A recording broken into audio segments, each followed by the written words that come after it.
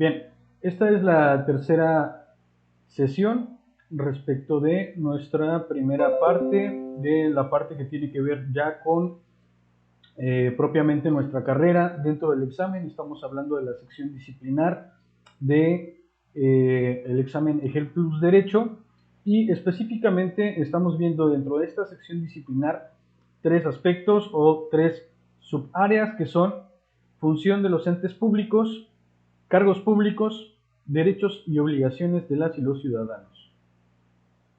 Dentro de todo esto que nosotros vimos, ya tenemos un panorama general de todo lo que compone al examen EGEL Plus Derecho. Ya hemos visto en una primera instancia que vamos a tener tanto la sección transversal de lenguaje y comunicación, la parte de función pública, la parte de litigio y la parte de justicia alternativa y fe pública.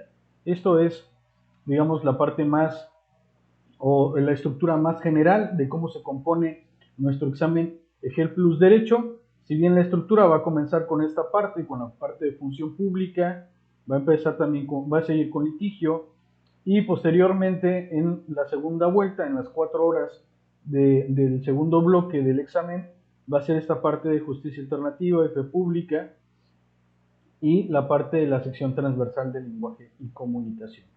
Entonces, nuestra estructura o la manera de cómo trabajamos este curso, recordando, es para no perder tiempo con la parte de la sección transversal, utilizar todas esas mismas herramientas, todos esos recursos para estudiar todo lo demás y usarlo como un punto fundamental para basarnos y construir una buena formación, recuperar todo lo que hemos aprendido a lo largo de la carrera, complementar algunas cosas, actualizar otras. Entonces, ese es el canal que estamos llevando hasta ahora, para que podamos tener esa big picture, la gran imagen, y podamos centrarnos también en algunos puntos para poder hacer zoom y detenernos con mayor especialidad o mayor particularidad dentro de algunos espacios que requieren mayor atención por nuestra parte.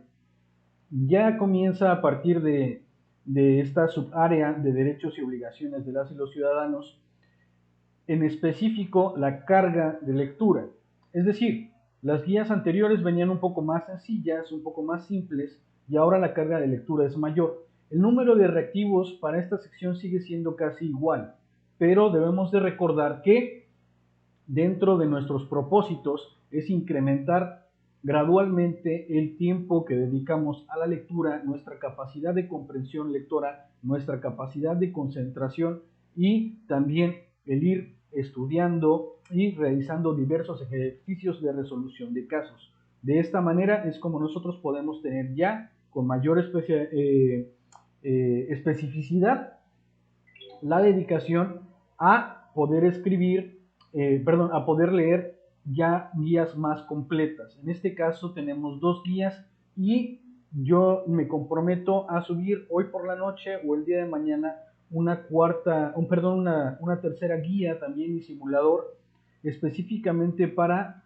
lo que son los juicios especiales electorales. Ahora los vamos a tomar en un momento, lo vamos a comentar qué son, pero comentarles también muy importante que vamos a subir otra guía más para que estén muy bien al pendiente en cuanto al contenido. Seguramente si están viendo esto ya terminada la actividad, pues ya habrán visto dentro de esta sección del Classroom que son, en lugar de ser 2 guías y 2 simuladores, van a ser 3 guías y 3 simuladores al respecto.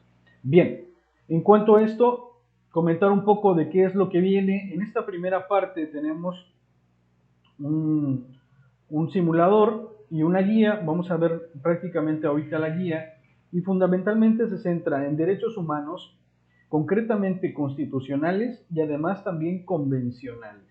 Entonces hay que recordar que dentro del marco normativo que se establece en nuestro país en materia de derechos humanos, de acuerdo a la reforma al artículo primero constitucional, también son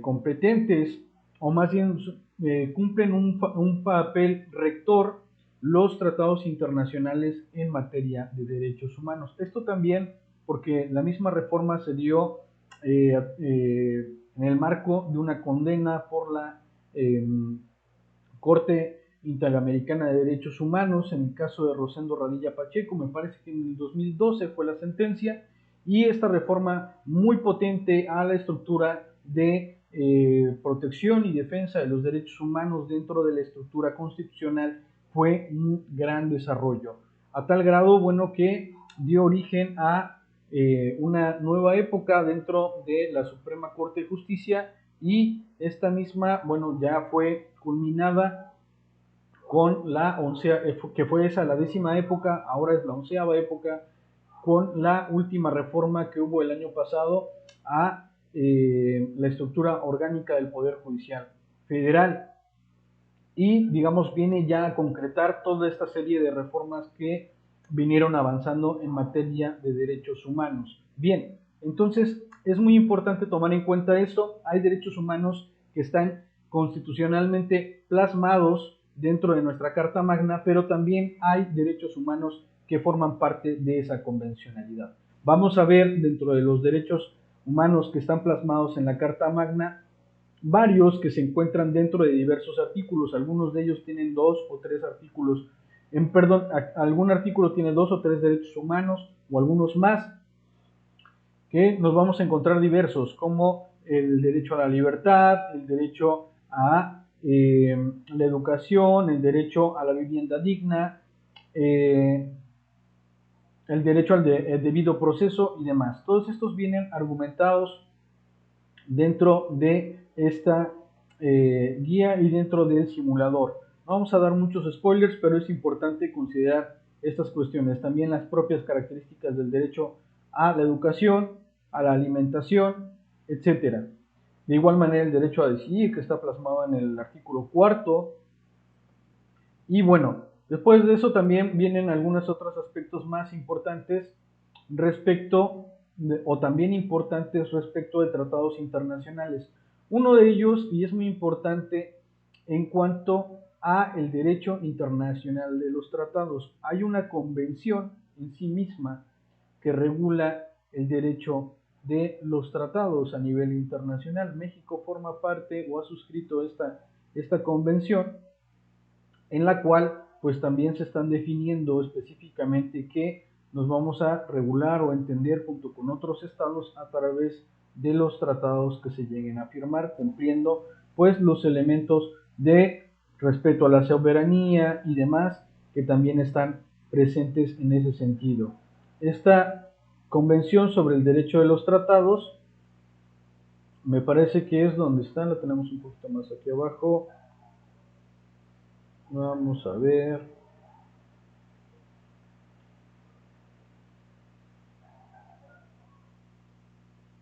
Convención Americana. Vienen varios sobre la Convención Americana, pero ahora segundito y lo vamos a encontrar. Convención de Viena sobre el derecho de los tratados en específico. Entonces, hay que ver que esta convención pues básicamente regula esa relación entre los diversos estados. Y es muy importante no confundirla con otros organismos internacionales. Hay que hacer esa misma distinción. De igual manera está el Estatuto de Roma de la Corte Penal Internacional. También hay que ver cuáles son las características que tiene este Estatuto de Roma y además hacer la diferencia junto con o respecto de el Pacto de San José, que es básicamente pues la Convención Americana de los Derechos Humanos, que es muy importante y además de suma relevancia para poder aplicar todas estas cuestiones también, no solamente en, digamos, una esfera aislada o muy particular de la protección de los derechos humanos, sino además de su relación con todas las demás materias. Esto también puede estar muy presente dentro de los espacios o dentro de los problemas que se presenten en la sección de litigio, en el apartado de litigio donde vamos a tener derecho público, derecho privado y derecho social. Debemos de tener también este entendimiento de los derechos humanos que están plasmados pues a través del Pacto de San José y de la Convención Americana de los Derechos Humanos. Ojo, el Pacto de San José también regula que es muy importante la estructura de la Corte Interamericana de Derechos Humanos. Entonces, estos ordenamientos están bastante bien desarrollados a través de esta primera guía y en lo general pues ha sido en su formación suficiente para poder bastarnos a la hora de resolver los problemas que se presentan en el examen EGEL Plus Derecho, e incluso también me han comentado algunos colegas que ya pues tienen el título y actualmente ejercen, que esta parte también cuando nosotros la logramos introducir, les ha servido también como un puente o como una guía muy importante para darle entendimiento y solución a algunos casos concretos a los cuales ya se están enfrentando en su vida profesional, y esto nos da mucho gusto. Respecto a la parte 2 de los derechos y obligaciones de los ciudadanos, hay que ver que además de los derechos que son inherentes a la propia persona, también hay obligaciones. Y hay derechos y obligaciones que son al mismo tiempo, o se compensan, digamos, y al mismo tiempo son un derecho y al mismo tiempo son una obligación. Y específicamente en el caso de el aspecto electoral. Entonces, cuando nosotros nos referimos a esta parte del aspecto electoral, pues es muy importante considerar que las herramientas que están dispuestas dentro del propio orden constitucional en cuanto a nuestros derechos para poder elegir a un representante también son una obligación, y esa forma parte de las obligaciones de las y los ciudadanos. Eso es muy importante también tomarlo en consideración. Respecto de la Ley General de Instituciones y Procedimientos Electorales, vienen algunos elementos, me parece que algunos incluso un poco de más, pero está bastante bien informado al respecto en cuanto a lo que puede venir en el examen, y también en cuanto a los aspectos que están regulados por esta propia Ley General de Instituciones y Procedimientos Electorales. Aunque dentro de esta propia guía, por eso vamos a plantear o vamos a subir ya esta otra guía que está en formación, que realmente tiene muy poquitas preguntas, son alrededor de 20, donde se trabaja un poquito más respecto de los medios o de los organismos o de los recursos que pueden presentarse en materia electoral. Esto es muy importante también, porque han habido algunas preguntas que, si bien ya lo tienen nuestros cuadros comparativos, lo cierto es que si uno no dedica el tiempo suficiente a estudiar estos cuadros comparativos, que también ahora mismo vamos a subir a nuestra plataforma, en específico también tenemos ahí una dificultad, porque si no le dedicamos el suficiente tiempo para estudiarlo, la verdad es que podríamos llegar a tener alguna deficiencia en esa parte electoral que pueda venir. Sin embargo, para cubrir esa deficiencia, pues se van a subir estas 20 preguntas extraordinarias. En específico, ¿qué es lo que se está preguntando? O por lo menos, ¿qué es lo que ha venido en los últimos exámenes? Viene para hacer la distinción un poco sobre el procedimiento especial sancionador, pero tiene que ver esto está acá, muy bien, tiene que ver con la responsabilidad electoral tanto de los partidos políticos, de las agrupaciones políticas, de los aspirantes, candidatos, precandidatos, candidatos independientes, ciudadanos, de observadores electorales, autoridades, etcétera, pero también de los medios o concesionarios de radio y televisión, también de organizaciones de ciudadanos que pretenden formar partidos políticos, también de organizaciones sindicales, pero particularmente de estos tres, ¿no? Entonces, es muy importante tomar esas consideraciones, porque pueden o han venido ya algunas preguntas en el examen al respecto. Y mucho ojo también en relación con la violencia política en razón de género. Eso es muy importante. Aunque si bien, digamos, haciendo un análisis más completo sobre el derecho humano, ¿no?, a la identidad y a la protección del género y en contra de la violencia, y particularmente de la violencia política, pues no se circunscribe únicamente contra las mujeres, ¿no? Entonces, esto también puede ser contra otros grupos vulnerables en razón de género. Y eso es una limitación también que tiene la propia ley, pero bueno, no estamos para discutirla, sino más bien para considerar los elementos que están puestos, ya que la propia Constitución plantea pues ese rango de equidad de género en el aspecto de participación. También hay una cuota de género y hay aspectos muy importantes que considerar al respecto. Entonces, vamos a ver estos aspectos de la responsabilidad por infracciones cometidas a las disposiciones electorales, y esta es responsabilidad de quienes. Posteriormente también las infracciones de los partidos políticos, específicamente qué infracciones pueden cometer, de las infracciones de las agrupaciones políticas. Estas son infracciones específicas.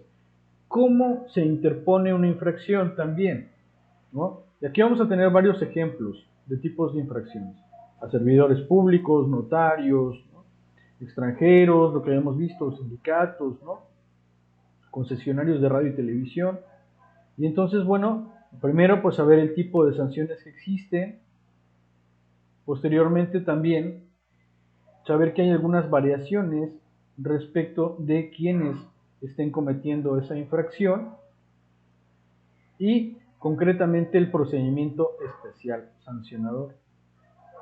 Y entonces este procedimiento especial sancionador es un procedimiento que lleva el propio INE. Hay que considerarlo muy bien y es muy importante. El procedimiento especial sancionador lo lleva el propio INE. Entonces, para poder determinar pues que han habido estas infracciones y es necesario dar alguna de estas respuestas. Puede ser una amonestación pública, puede ser una multa, puede ser la cancelación de un procedimiento, ¿no? Distinto tipo de cuestiones también, ¿no? Que van incrementándose conforme la propia gravedad, pero también hay, por ejemplo, otras como ordenar que de inmediato se subsane una omisión, como en el caso de las concesionarias de radio y televisión, que ha venido mucho esa pregunta generalmente respecto de qué es lo que tiene que hacer una autoridad cuando se le sanciona, ¿no? Por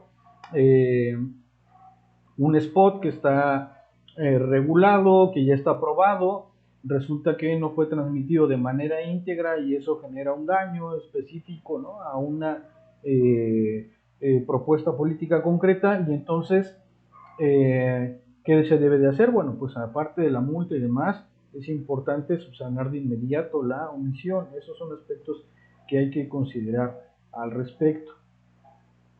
Y bueno, ver también las fases del procedimiento especial sancionador, que viene desde la presentación de la queja o la denuncia, la investigación, la admisión y emplazamiento, la contestación, la fase probatoria, vista al quejoso o denunciado de la resolución que se haya tomado, o más bien para que pueda combatir esa fase probatoria o presentarse ahí para el desahogo de las pruebas que también intente presentar, la elaboración del proyecto de resolución y la valoración del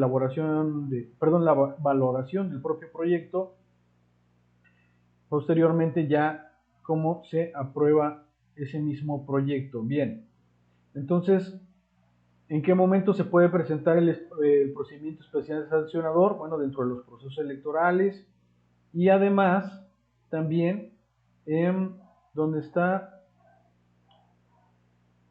y en cualquier tiempo. Esto es muy importante, donde por aquí venía, pero bueno, en cualquier tiempo también puede presentarse el procedimiento especial sancionador cuando se redunde en situaciones de violencia política por razón de género. Entonces es bien importante también considerarlo. No solamente se va a presentar el procedimiento especial sancionador durante las propias campañas o las precampañas o el tiempo de registro, sino además también se debe de aplicar según esta propia ley, la LGIPE, en los mismos espacios donde no haya actividad electoral, pero se den aspectos de violencia política en razón de género.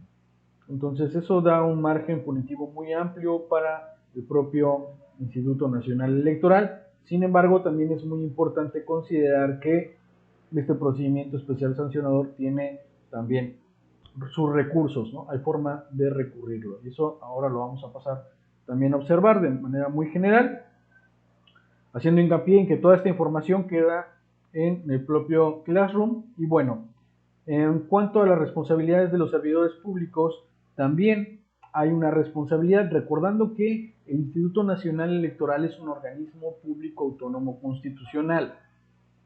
Es decir, que no hay como competencia del propio Tribunal Federal de Procedimientos Administrativos para poder conocer al respecto. Si bien conoce o es suplementaria o supletoria la Ley General de Responsabilidades de los Servidores Públicos. Disculpe, profe, Sí, ¿cree que puede repetir otra vez el final? Es que se me trabó un poco la máquina. Bueno, no sé si fue mi internet o claro, fue... claro, claro, claro. Gracias. Muy bien. Bueno, en específico esta parte donde estamos comentando que el, eh, los procedimientos de responsabilidades de los servidores públicos que forman parte del Instituto Nacional Electoral, bueno, de este organismo público autónomo constitucional, pues no son competentes como tal las estructuras que tradicionalmente se utilizan dentro de el poder ejecutivo, ¿no? Para poder ser punibles algunas acciones de los servidores públicos, en específico el Tribunal Federal, ¿no? De Justicia Administrativa. Entonces no es competente. Lo que es competente aquí entonces tiene su propia responsabilidad de servidores públicos. La Ley General de Responsabilidad de los Servidores Públicos también es aplicable aquí, pero para imponer las sanciones es la propia estructura electoral, tomando en cuenta también que no solamente van a ser los órganos internos de control del propio Instituto Nacional Electoral, sino además también que es competente el Tribunal Federal Electoral, ¿no? Entonces, esto es muy importante, ¿no? Para considerarlo porque se van a presentar otras situaciones. Ahorita comentándolo de manera muy rápida, pero en específico vámonos ahora con la Ley General de los Sistemas de Medios de Impugnación en materia electoral. Esto es muy importante también. Han venido también varias preguntas al respecto, por eso vamos a integrar también. Y bueno, ¿qué tipo de juicios se nos presentan y qué tipo de recursos se nos presentan en esta Ley General de Sistemas de Medios de Impugnación en materia electoral? En primera instancia tenemos el juicio para la protección de los derechos políticos electorales de las y los ciudadanos. Posterior tenemos el juicio de revisión constitucional electoral. Entonces, esto que solamente procede para impugnar actos o resoluciones de autoridades competentes en las entidades federativas o calificar los comicios locales. Esto es muy importante. Y hay ciertos elementos de procedencia. El juicio para dirimir los conflictos o diferencias laborales de los servidores públicos del Instituto Federal Electoral, ahora INE, Instituto Nacional Electoral. Muy importante considerar que en algunas disposiciones todavía dentro de esta Ley General de sistemas de medios de impugnación en materia electoral todavía sigue diciendo INE en algunas partes, pero en los propios transitorios dice que pues se entiende o sea, sigue diciendo IFE, pero debe de decir INE o debe de entenderse por INE, de acuerdo a los propios transitorios. Entonces, estos mismos elementos siguen funcionando. Y de igual manera el juicio para dirimir los conflictos o diferencias laborales de las y los servidores públicos del Instituto Federal Electoral o INE. Es una pregunta que ha venido de manera muy repetida dentro del propio examen. ¿Qué pasa si un funcionario del INE tiene problemas y de repente lo corren? Le dicen, sale, es que ya vete, ¿no? Entonces tiene un despido injustificado. ¿Cuál es el órgano competente para conocer de este asunto? Y entonces Esa pregunta ha venido varias veces. Y bueno, viene que la Junta Federal de Conciliación y Arbitraje, el Centro Federal de Conciliación y Registro Laboral, ¿no? Viene Tribunal Federal de Conciliación y Arbitraje, viene el Centro Federal de Conciliación y Registro Laboral, y luego viene el aspecto de el Tribunal Electoral del Poder Judicial de la Federación. Tribunal Electoral, ¿no? Así es. Enteramente es el Tribunal Electoral. ¿Por qué? Porque está regulado dentro de estos mismos aspectos, ¿no? Y hay muchas personas que sí se han visto como de, pero entonces, ¿cómo se va a regir, no? Y bueno, es supletoria la misma Ley Federal del Trabajo. Así como es supletoria la Ley Federal de Procedimientos Administrativos, ¿no? Y la Ley General de Responsabilidades Administrativas, pues también es supletoria en materia laboral para resolver estos conflictos internos, la Ley Federal del Trabajo. Entonces el procedimiento puede ser un procedimiento ordinario dentro de la propia Ley Federal del Trabajo.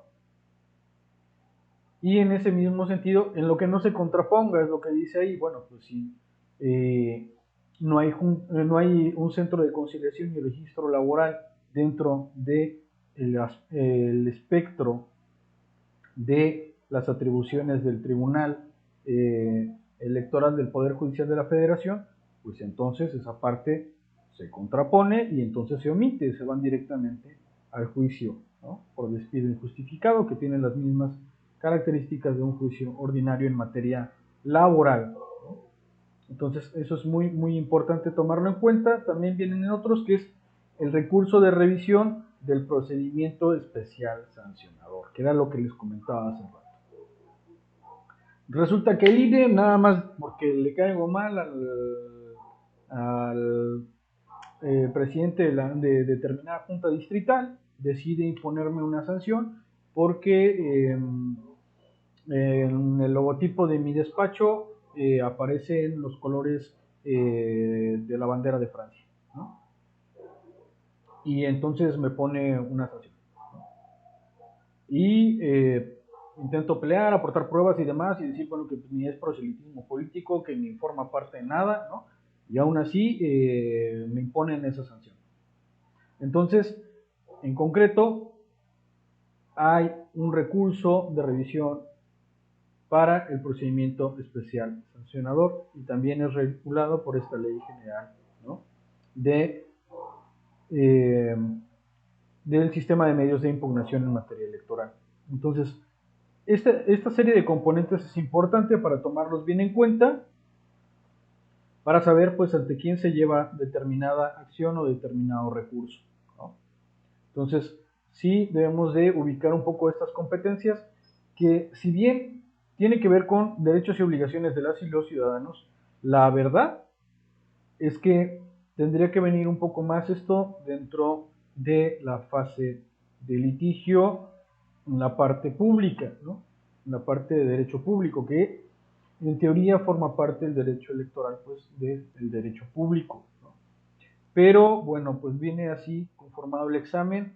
Algunos incluso puede tocarles alguna versión del examen donde la pregunta 1 o la pregunta 3 o la pregunta 7 va a estar hablando ya de algo que tenga que ver con la Ley General de Sistemas de Medios de Impugnación, o incluso también con la propia LEGIPE, tomando en cuenta que pues así venía planteado, ¿no? Dentro de las últimas elaboraciones del examen.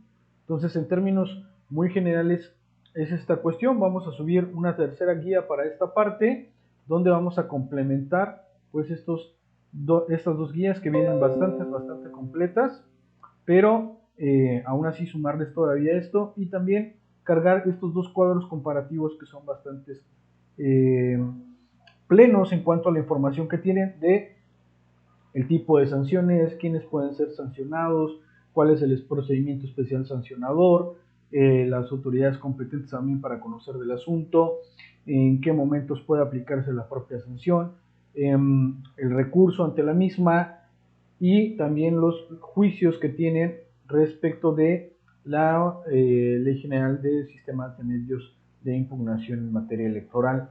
Entonces, esta información es un poco más completa, recordando que tenemos estas metas de lectura de por lo menos 3 horas en una sesión y por lo menos 3 veces a la semana, donde estemos resolviendo los propios simuladores, donde estemos verificando nuestras respuestas con las propias guías, atendiendo también a la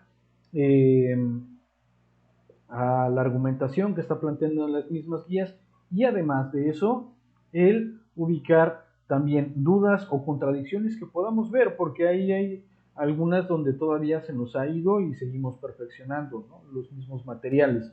Entonces, también es importante resolver esas dudas, generarse esas mismas dudas en estos momentos y hacérnoslas llegar, ya sea a través de Facebook o a través de WhatsApp, y bueno, pues con mucho gusto las vamos a estar resolviendo, y si es necesario también adecuar algún material o subir algún nuevo material, también lo estaremos haciendo.